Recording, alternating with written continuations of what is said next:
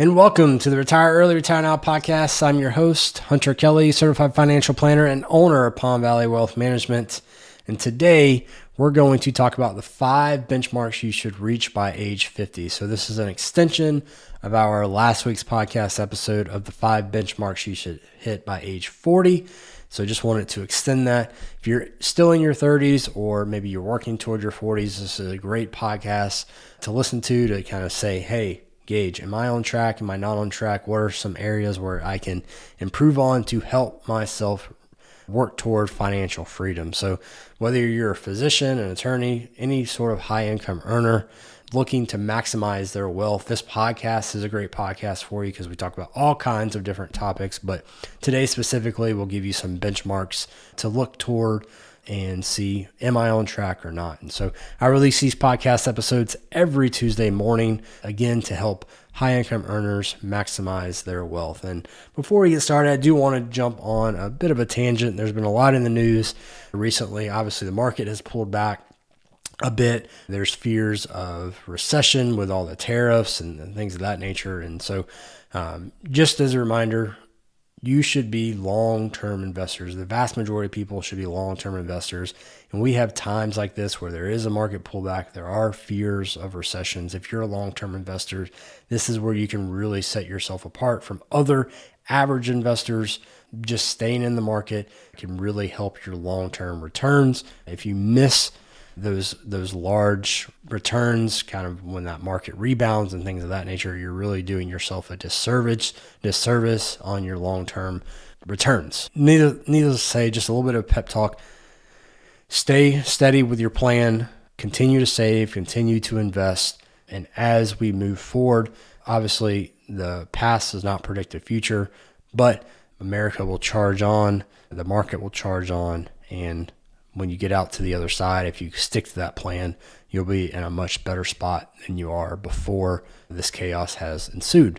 So that being said, if you're having trouble, if you're unsure about your plan, seek financial help about your specific situation. This is not financial advice. Let's get started. Number 1 benchmark that we should try to achieve by age 50 is have a solid target of 6 to 8 times our annual income saved for retirement.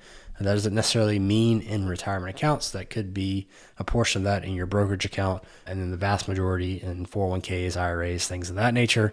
But we should have 6 to 8 times of our annual income saved for or designated for retirement. If you want to retire on that earlier end, you would want to be on the higher end of that spectrum. If you are like, hey, I enjoy my job, I want to continue to do it for a very long time, then maybe 6 times would be more appropriate. But that is a good gauge on, am I going to reach financial independence somewhere in my late 50s to mid 60s? And the good thing about reaching this milestone is that if you've been investing for 10, 15, 20 years at this point, maybe you got started in your early 30s, compounding interest is really starting to take over, where the vast majority of your growth in these accounts, the interest in your accounts, is taking over what you're actually contributing to the accounts each year. So that's a beautiful thing. You have a bunch of dollar bills working for you, right? And you're not necessarily putting time and effort into doing that. You're spending time and effort on your job, your income, to produce income, but you're not necessarily going out and making, if you earn $100,000 in growth or interest, you didn't go out and actually have to physically work to go do that, right? So that's the beautiful thing about getting to this point, investing for long term, is that now this compounding interest is starting to take over. The other good thing is that you're in your peak earning potential, generally in your 50s. So you're going to be in your peak saving years as well. While you may have limited time to save, because the fact is you're getting closer to retirement, you can save a lot more. So you can catch up. So maybe if you're a little bit behind, one, you can put in a little bit more into your retirement accounts. If you're in a 401k, it's generally around $6,000 or $7,000 extra that you can put in. IRAs are around $1,000 a year extra that you can put in. So you really can start to catch up, but also take advantage of those tax deferred accounts as well, which we'll talk about why that's a good thing here in a second. And so the action item from here is one, we want to have 6 to 8 times our annual income. That will come from saving and investing. But two, we want to use retirement calculators and have a much more solid number than maybe we did in our 30s or early 40s on what does that number need to be for us to become financially independent, right? You can do this by one, getting on and Googling retirement calculators. I know Ramsey Solutions has a couple. There's a bunch out there. So if you just Google retirement calculators, you can probably find a decent one. Or you can go work with a certified financial planner. If you're starting to accumulate wealth and you're like, hey, I don't want to screw this up, go find a financial planner to help you calculate this number and figure out, am I on track? Is 6 to 8 times my annual income at age 50 enough? Is it not? And then you can adjust by boosting your savings or increasing your income. And then maybe if you're ahead of schedule, you can optimize your investments to maybe take some risk off the table, where maybe you don't need as much return because you're ahead of the game. And now you can minimize some volatility like we're experiencing right now in current day. And so just as an example, if you are earning $300,000 per year and you hit age 50, that benchmark, we would want to see somewhere between 1.8 to 2.4 million saved up in our various retirement accounts, brokerage accounts, things of that nature that is designated for retirement. And again, if you're not there yet, don't panic. This is just a benchmark. This is to see, hey, where am I? What does my number need to be? And what do I need to do to get there? How do I get from point A to point B? And in my mind, there's most things are not good. Most things are not bad. It's just where are we at right now? And then what do we need to do to fix it to get there? How can we adjust? How can we optimize? So once we figure out that number, the next thing is just some tactical things that we need to be getting done. And so goal number 2 should be completely consumer debt free and almost mortgage free. You should have a track to pay off that mortgage, but we don't want to have credit cards. We don't want to have car loans. We don't want to have student loans. Get this stuff paid off by age 50. I've been in the business for almost 10 years now. I've worked with hundreds of clients.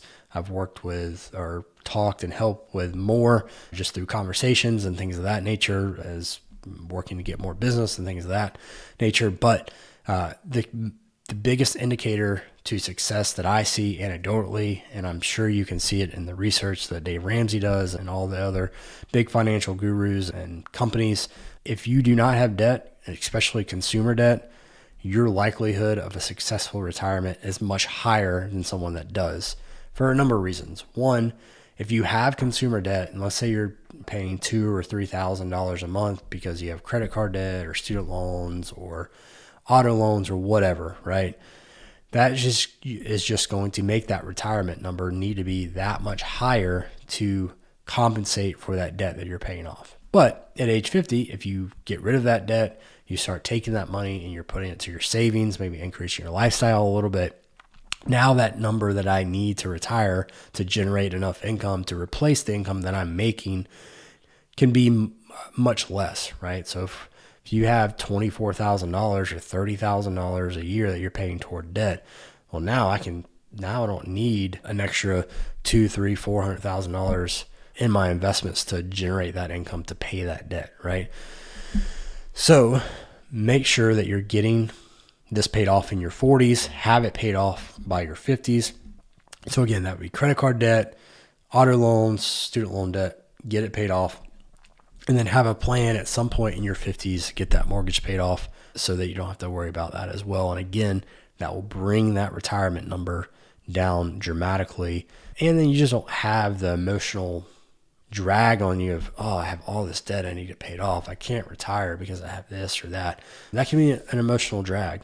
And I've talked to plenty of people that maybe it was more financially smart or the numbers worked out better to keep that money invested, but because the way their mindset was, because they just wanted that extra security, they went ahead and paid off their mortgage or some sort of debt that wasn't necessarily keeping them from their financial goals, but it makes them makes them feel that now this house that I own is my house. No one can take that away from me. So goal number 3 is to maximize your retirement contributions, and maybe not for the reason that you would think.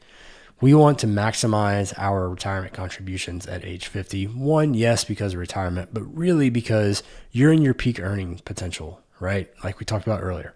You're in your peak earning potential.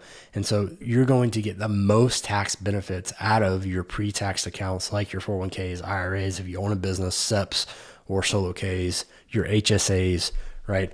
You're going to get the most benefit right now in age 50, earning the most money that you're going to make.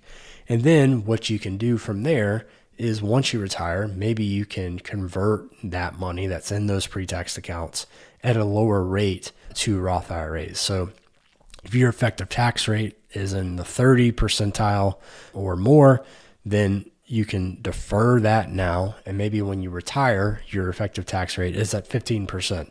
So now I deferred 30% to convert and pay those taxes at 15% and get it into Roth IRA, or just take it as distributions for income at a 15% rate, right? That, I think, contributing to your retirement accounts once you hit age 50 and onward, especially if you've done a good job of saving, is much more for the tax benefits, but not necessarily retirement benefits. Yes, is it going to help you get to retirement? Of course, but that tax benefit starts to weigh much more on kind of the benefits of contributing to it. Also, you'll have catch-ups as well. So in your 401ks, you can do an extra $6,000, your IRAs an extra $1,000, things of that nature. Again, maximize those retirement contributions for the tax benefit, but also for retirement.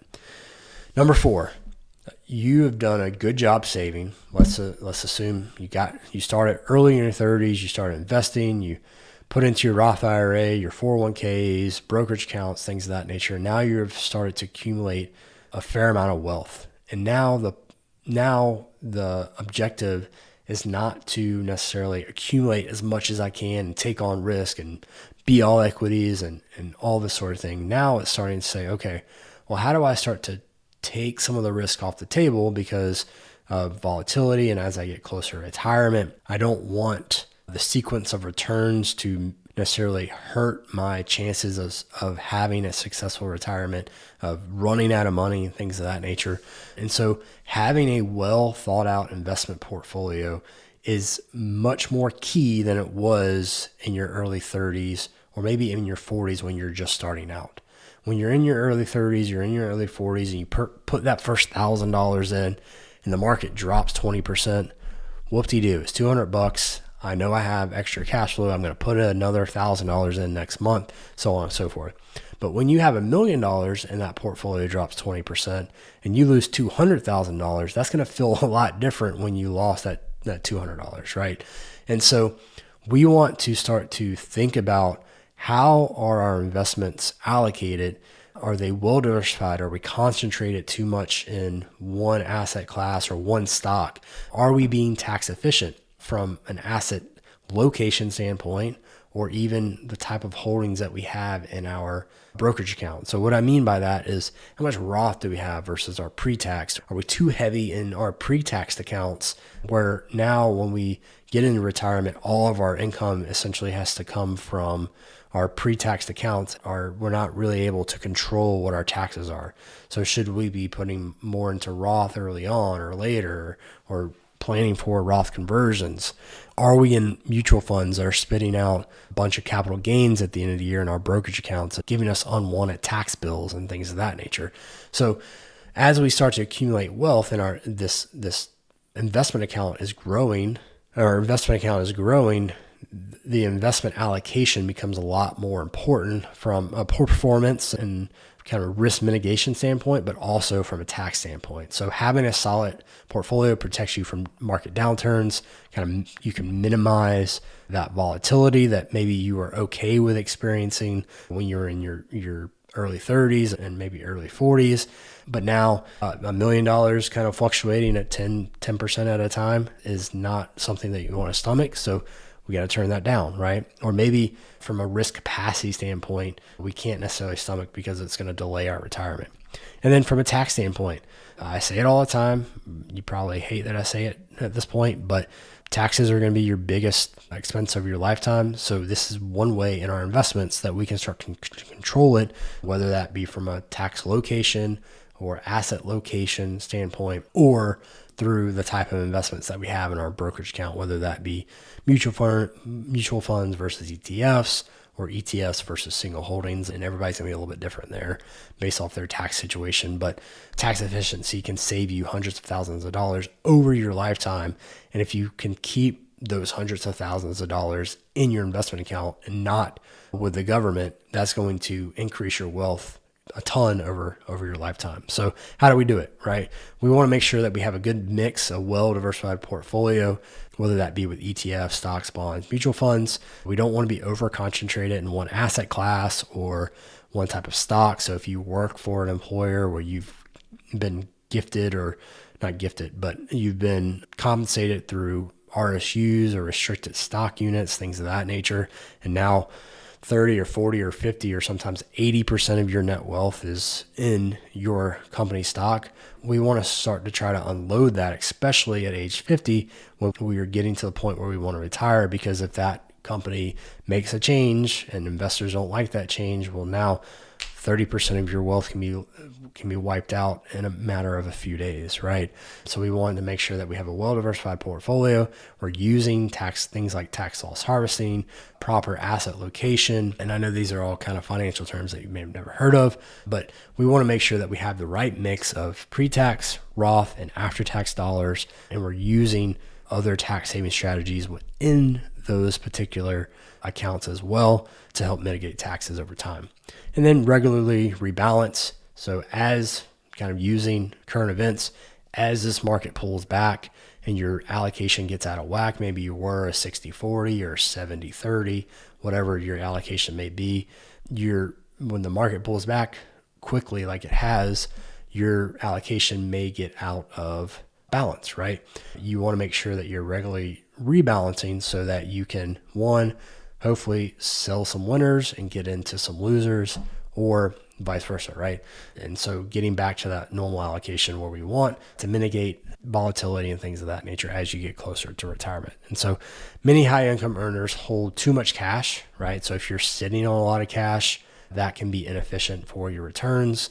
So maybe having some more treasury bonds or things that will at least produce you more interest, and then looking at your overall allocation saying, okay, well, including this cash, am I really at a 60-40 or am I at a 30-70 because I have an extremely large amount of cash, right? Thinking, just using things like that, right? And so making sure that you have a well thought out portfolio, especially as your wealth is growing and those decisions, those market fluctuations, much more impact on your situation. You want to be more thoughtful about what you're investing in and how you're investing.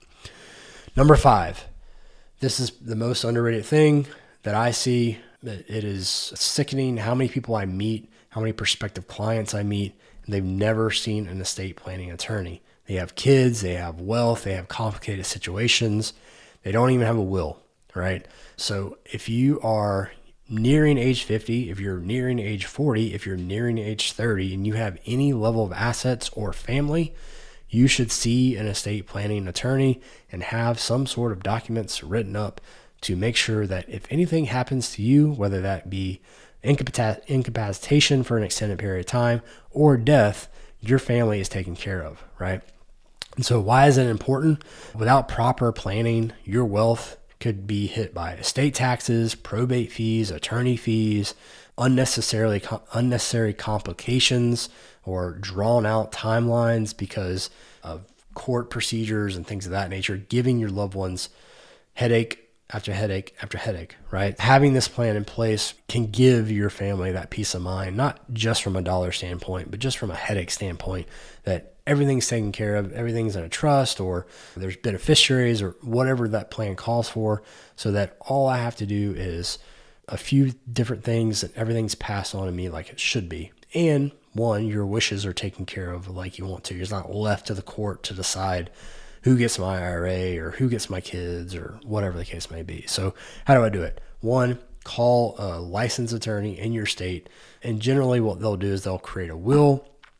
They'll create healthcare directives. So healthcare directives are, if I become incapacitated, if I'm on life support, what type of care do I want, right? Power of attorney. If I'm incapacitated, who's taking care of my financial situation, right? And then they may recommend a revocable trust. So if I have kids that are underage or not adults yet, where's that money that I've accumulated in my 401k going to go? Is my crazy sister or brother going to get access to that money and not actually use it for my kids? Well, if we have a trust, that can help mitigate a lot of that headache or potential unknown, right? And then on that trust, you can have someone that would take care and administrate that trust, the executor of that trust, to be able to give your wishes and make sure that that trust is going to do what that trust says, right? And then review your beneficiaries. Maybe you set up a 401k and you've been with the company for 15 years. And in that 15 years, you got married, you had kids, and then you got divorced. And if you never looked at those beneficiaries and your ex-wife is still on that or your ex-husband is still on that, then they're going to receive that money, or there's going to be a long drawn out fight about who gets that money and things of that nature. Here in Florida, there's a 30% kind of clause, so your spouse at least gets 30%. And so if that's a second marriage, you may want a trust in place that maybe you don't want your current wife to get that money. You want your kids to be able to get that money because your current wife is set, or maybe that's an agreement that you guys came up with, but we want to have this in writing so that you understand that $1 million, $300,000 isn't going to my second wife. It's going to my kids from my first marriage, or whatever situation that you live in, right? If you're high net worth, if you're above the estate tax law thresholds, you're going to need some advanced planning, and that's going to cost money. And I've heard from multiple attorneys I've talked to, I've experienced it myself. Sometimes you get certain people that go, I don't want to pay an attorney $10,000, $15,000 to write up this elaborate plan because I have $20, $25, $30 million, when in all reality, once you pass, you're paying 40% to pass that down to your kids. And so 40% on $25 million sounds like a lot more than $10,000 or $15,000 to write up some sort of estate plan to make sure that you can mitigate some of that tax, right? Not saying that, not trying to give legal advice or anything. I'm just saying go meet with the attorney and they will give you the proper advice to what you need, right? And so whether that be trust or life insurance trust or gifting strategies, whatever that may be, especially if you're over that estate planning threshold. So that is goal number 5. Again, just to recap here, we want to plan, right? We want to know our plan or know our retirement number and have at least 6 to 8 times our annual salary by the time we're age 50. We want to get rid of all that consumer debt, even the pesky student loan debt that you've kind of let linger. And then maximizing those retirement contributions, not only so that we can save for retirement, but for those tax advantages that those retirement accounts give us. Because again, we're generally at our peak earning potential in our 50s, and we've probably accumulated wealth by age 50. So we want a more well thought out investment portfolio that considers taxes and not being overly concentrated in one asset class or one particular holding over another, so that we can mitigate volatility and risk. And then number 5, meeting with an estate planning attorney to have some sort of plan in place to make sure our family is taken care of in whatever fashion that you want in case something happens to you, right? Hopefully you found that useful today. Again, I know current events are crazy right now. Just to kind of get back on that soapbox real quick. Current events are crazy. Markets are crazy. Create a plan, stick to the plan. In times like this, if you can stick to your plan, you'll come out on the other side better financially and hopefully a better person as well. And if you're unsure about your plan, unsure about these benchmarks, you can always reach me at palmvalleywm.com. You can go to look at the Palm Valley Pathway, which is my financial planning process that I use for my clients. You can look at that process, what it looks like to work with me at Palm Valley Wealth Management, and book a call, 15-minute call. It's no cost to you, but we can talk about your situation, understand your thoughts and feelings around money and what you want to accomplish, and we can go over how I can help you and go from there. So hopefully we'll see you in the next one. If you like this podcast, go ahead and leave a 5-star review on your favorite podcasting app. And we are on YouTube, Hunter Kelly CFP. So if you're watching on YouTube, please subscribe and like this video. and we'll see you in the next one. This podcast is for educational purposes only. It is not meant to be financial, investment, or legal advice. Please do not make decisions solely based on this podcast. Please seek financial or legal help about your specific situation. Please keep Palm Valley Wealth Management in mind when making those considerations.